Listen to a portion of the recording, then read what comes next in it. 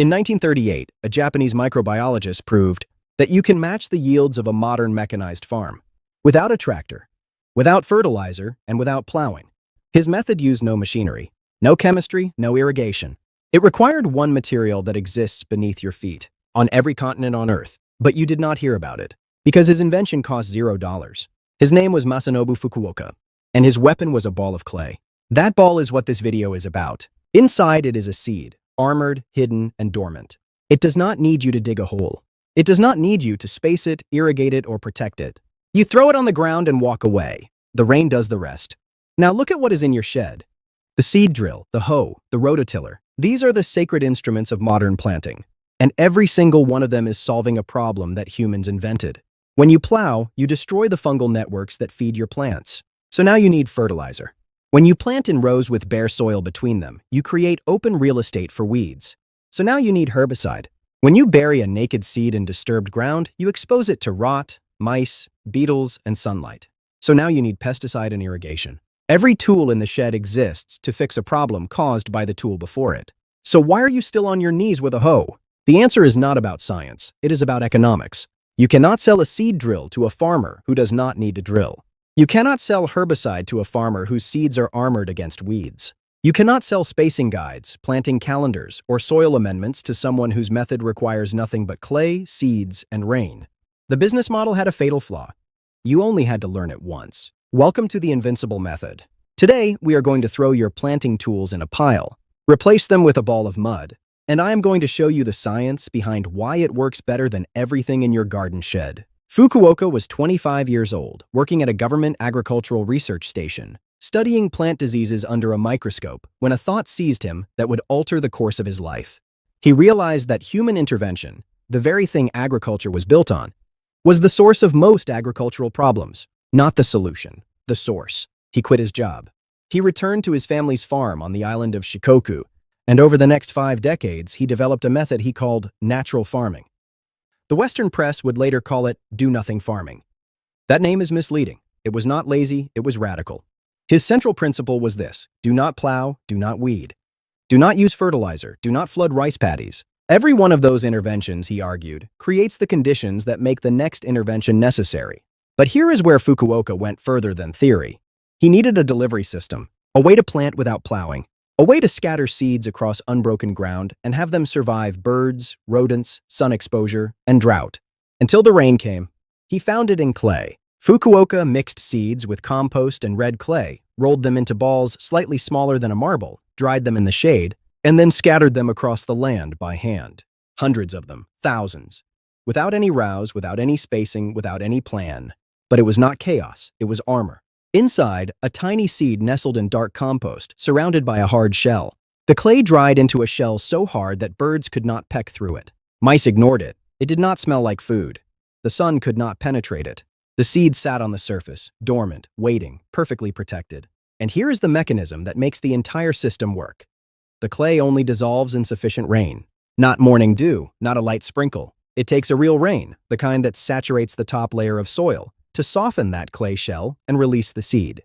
And that is precisely the moment the soil is moist enough for germination. The clay ball removes the guesswork. You do not need to know when to plant. The rain decides. But Fukuoka was not the inventor. He was the modern translator. Archaeologists have found evidence of clay-coated seed planting in multiple civilizations.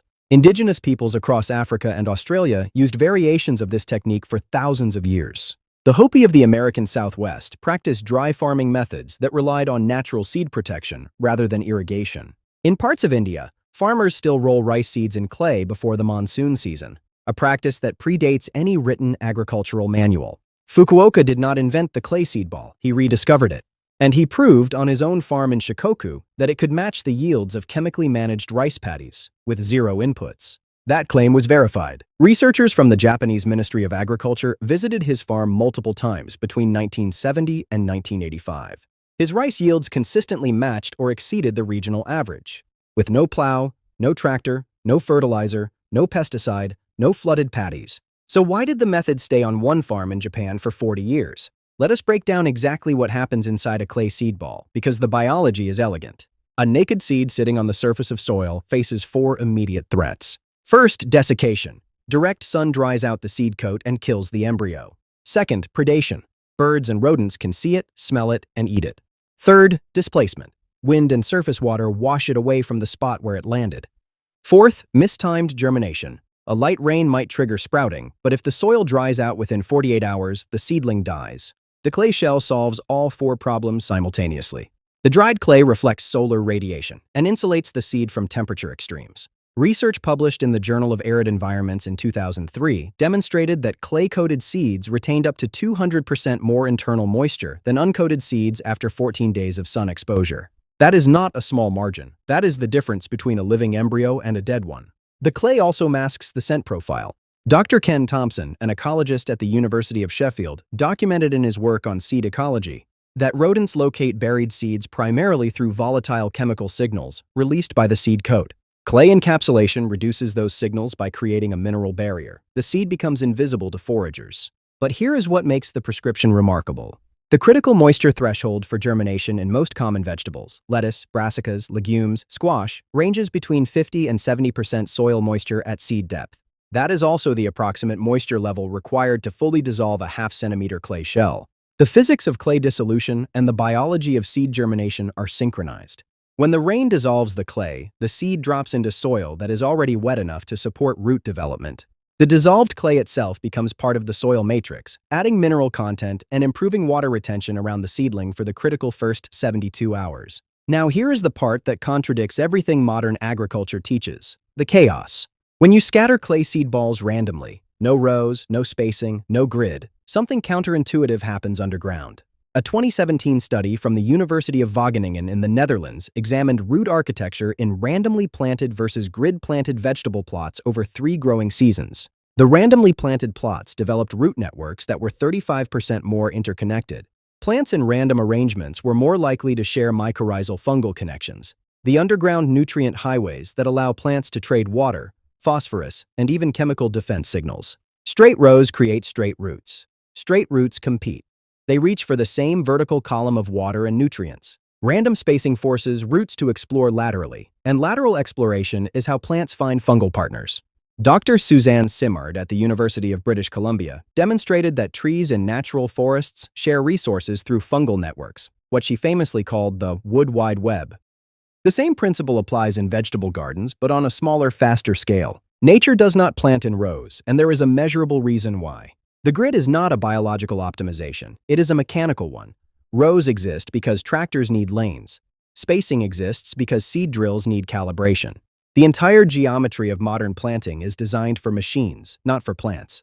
Fukuoka understood this. His fields looked like meadows. Visitors described them as wild or neglected. But his soil tested higher in organic matter, biological activity, and water retention than neighboring farms that had been chemically managed for decades. Not because he did more, because he did less. After Fukuoka published The One Straw Revolution in 1975, it was translated into over 25 languages. It sold millions of copies. It inspired permaculture movements on every continent. And then structurally, nothing changed. Because by 1975, the war was already lost. The Green Revolution had won. Let us be precise about what the Green Revolution actually was. It was not a miracle of feeding the world. It was a hostile takeover of nature by chemistry. Beginning in the 1940s with funding from the Rockefeller Foundation and later the Ford Foundation, the Green Revolution replaced thousands of locally adapted, self-sustaining farming systems with a single model. High-yield monoculture crops that could only perform with synthetic fertilizers, chemical pesticides, and mechanized irrigation. It was not designed to make farming better. It was designed to make farming dependent. The new seeds were engineered to respond to nitrogen, specifically synthetic nitrogen manufactured using the Haber-Bosch process. Without that nitrogen, the miracle seeds produced less than the traditional varieties they replaced. They were not superior, they were addicted. And the industry that supplied the addiction grew into a machine. The global seed industry was worth $63 billion in 2022. The global fertilizer market, $193 billion. Herbicides, $33 billion. Farm machinery, over $150 billion. That is almost $440 billion in annual revenue that depends on one assumption, that planting requires intervention. Fukuoka's method was the only rival that threatened this entire architecture, not because it was radical, but because it required no industry participation whatsoever. No patented seeds, no purchased inputs, no equipment. A farmer using clay seed balls exits the supply chain completely, and a farmer outside the supply chain is a customer lost forever. A 2019 analysis published in the journal Nature Plants found that less than 5% of publicly funded agricultural research in the United States focused on low-input or no-input farming systems. 5%.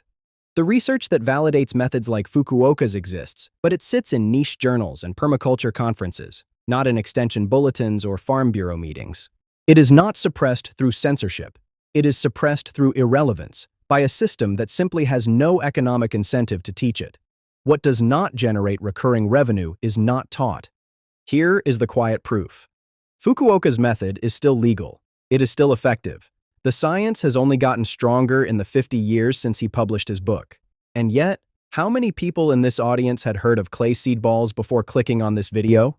The method was not lost. It was made inconvenient. Reclaiming this technology requires no purchases, no tools, and no permission. You are going to manufacture biological armor. Each unit you produce encapsulates a living embryo inside a calcified mineral shell designed to resist heat, predation, displacement, and premature germination. The process takes less than an hour. The deployment takes less than 10 minutes. Here is the protocol. Step 1. Extract your clay. Go outside. Dig 12 to 18 inches below the topsoil, past the dark organic layer, into the dense, sticky subsoil beneath. That is your raw material. Every property in North America sits on top of a clay deposit. Dry it in the shade until it cracks. Crush it into fine powder. Do not buy clay. The entire point of this method is total independence from the supply chain. The moment you purchase an input, you have re-entered the system this method was designed to escape. Step 2. Prepare the payload. The formula is 5 parts clay powder, 3 parts finished compost, 1 part mixed seed. Measure by volume. Combine the dry clay and compost first. This is the encapsulation matrix. Then introduce the seed payload and mix until evenly distributed. Every ball must contain multiple species: legumes for nitrogen fixation, grains for vertical structure, broadleaf vegetables for ground cover. This is not a garden, it is a self-assembling ecosystem. Step 3.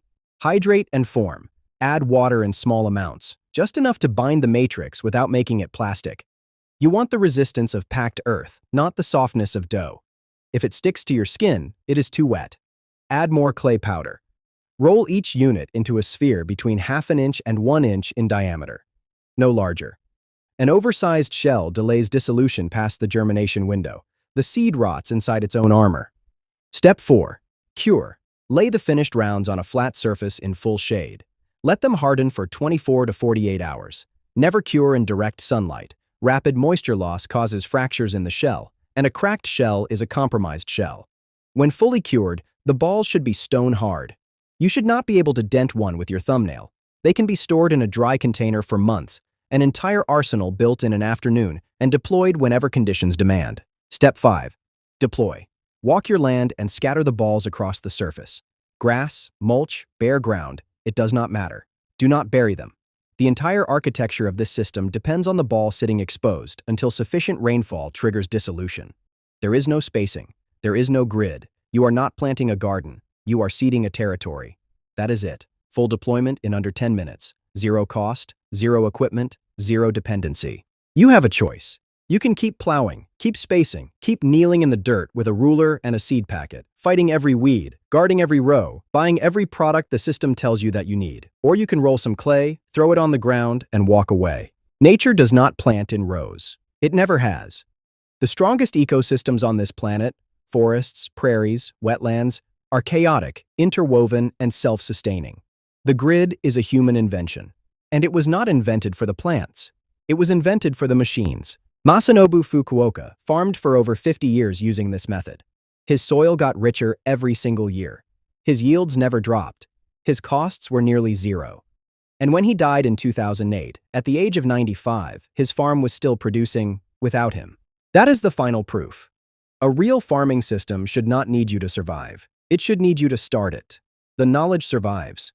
What you do with it is yours. If this changed how you think about planting, subscribe to the Invincible method and hit the bell. Share this with the gardener in your life who is still on their knees. Every like pushes this method past the algorithm that buries it. The next method drops soon, and it might be even simpler than this one.